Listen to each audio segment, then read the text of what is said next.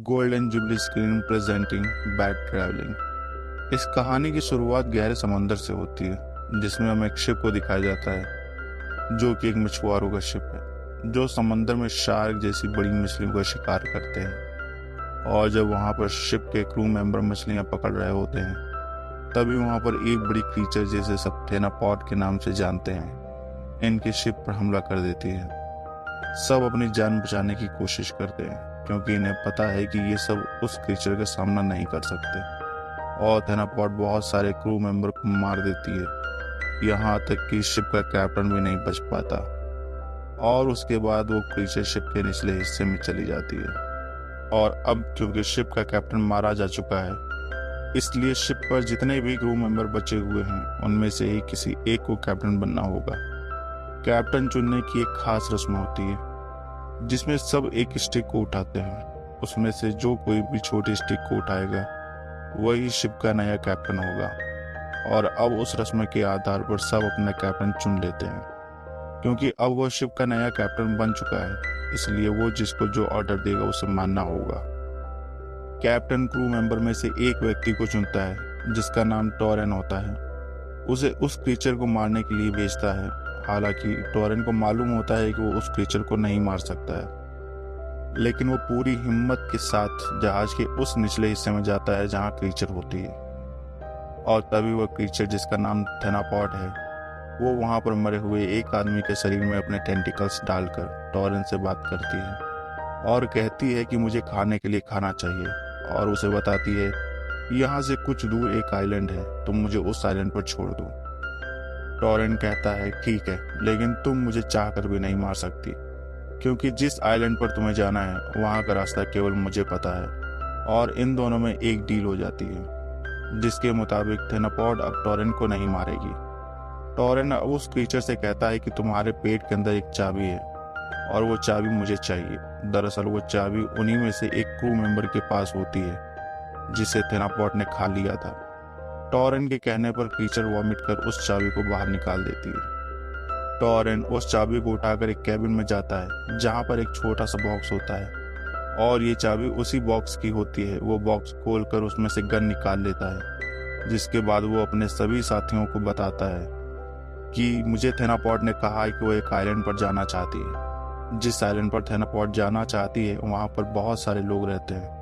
अगर हमने उसे वहां छोड़ दिया तो वहां पर रहने वाले सभी मासूम लोगों को वो मार देगी। लेकिन मेरे पास एक आइडिया है। उसी आइलैंड के पास एक और आइलैंड है जो बंजर है, जहां पर कोई भी इंसान नहीं रहता है, और उसे हम वहीं छोड़ देंगे। शिप पर सभी सोच विचार में पड़ जाते हैं कि अगर इन सब बातों के बारे में थेनापॉड को पता चल गया तो वो हम सबको मार डालेगी। वो सब ये फैसला नहीं कर पा रहे होते हैं कि हमें थेनापॉड को उस वीरान आइलैंड पर छोड़ना चाहिए या उस आइलैंड पर जहां बहुत सारे लोग रहते हैं। इसलिए वो लोग वोट डालते हैं। वोट में दो लोग ऐसे होते हैं जो चाहते हैं कि थेनापॉड को इंसानों की आबादी वाले आइलैंड पर छोड़ दिया जाए। टॉरेन उन दोनों को मार देता है क्योंकि टॉरेन नहीं चाहता है कि थेनापॉड को इंसानों वाले आइलैंड पर छोड़ा जाए। सब यही चाहते हैं कि थेनापॉड को उस वीरान बंजर आइलैंड पर छोड़ दिया जाए।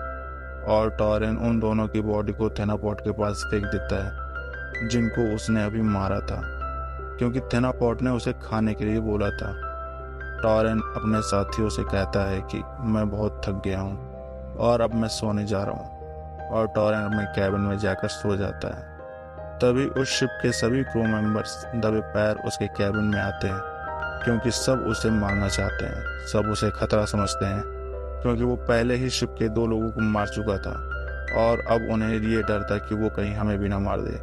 इसलिए सब सोते हुए टॉरेन पर हमला करते हैं और यहाँ चारों तरफ कॉटन उड़ना शुरू हो जाती है। सबको पता चल जाता है कि टॉरेन यहाँ नहीं सोया है, बल्कि यह उसकी चाल थी।